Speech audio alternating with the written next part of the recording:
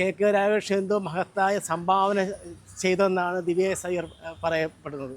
അപ്പോൾ എന്ത് സംരക്ഷണമാണ് ദിവ്യ എസ് അയ്യർക്ക് ഈ 2-3 കൊല്ലത്തെ കെ രാഘവേഷ് പ്രൈവറ്റ് സെക്രട്ടറി ആയിട്ടിരുന്നപ്പോൾ കിട്ടിയ ഏതൊക്കെ രീതിയിലുള്ള കവചമാണ് തീർത്ത് കിട്ടിയതെന്നാണ് നമുക്ക് വർണ്ണത്തിൽ ആശങ്ക വന്നുകൊണ്ടാണ് നമ്മൾ ചോദിക്കുന്നത്. അല്ലെ ഇങ്ങനെ ചോദിക്കില്ല.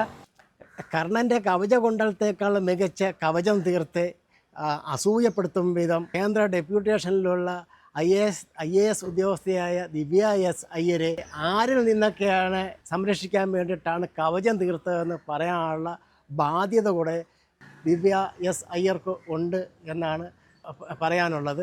കേന്ദ്രസേനയ്ക്കെതിരെ കവചം തീർത്ത് ദിവ്യ എസ് അയ്യരെ സംരക്ഷിച്ചതാണോ കെ രാഘവേഷ് ചെയ്തത്, അതോ കേരള പോലീസ് സേനയ്ക്കെതിരെ കവചം തീർത്ത് സംരക്ഷിക്കുകയാണോ ഉണ്ടായത്, അതോ പ്രതിപക്ഷ പാർട്ടികൾ ധാരാളം ഉണ്ടല്ലോ, പ്രതിപക്ഷ പാർട്ടികൾക്കെതിരെ കവചം തീർത്ത് സംരക്ഷിക്കുകയാണ് ഉണ്ടായത്, അതോ സാക്ഷാൽ മുഖ്യമന്ത്രി പിണറായി വിജയന് എതിരെ കവചം തീർത്ത് ദിവ്യ എസ് അയ്യരെ സംരക്ഷിക്കുകയാണ് ഉണ്ടായത്, ഇല്ലെങ്കിൽ മാർക്സിസ്റ്റ് പാർട്ടിയുടെ അണികൾ അടിമ കൂട്ടങ്ങളുണ്ടല്ലോ അവരിൽ നിന്ന് അവരുടെ ചാവേർ ആക്രമണങ്ങളിൽ നിന്ന് എതിരെ കവചം തീർത്ത് സംരക്ഷിക്കുകയാണോ ഉണ്ടായത്, അതോ മറ്റ് ബ്യൂറോക്രസികളുടെക്കെതിരെ കവചം തീർത്ത് ദിവ്യ എസ് അയ്യരെ കെ രാഘവേഷ് സംരക്ഷിക്കുകയാണോ ഉണ്ടായതെന്ന് പറയാനുള്ള ഉത്തരവാദിത്വം കൂടെ ദിവ്യ എസ് അയ്യർ കാണിക്കണമെന്നാണ് ഈ വേളയിൽ പറയാനുള്ളത്.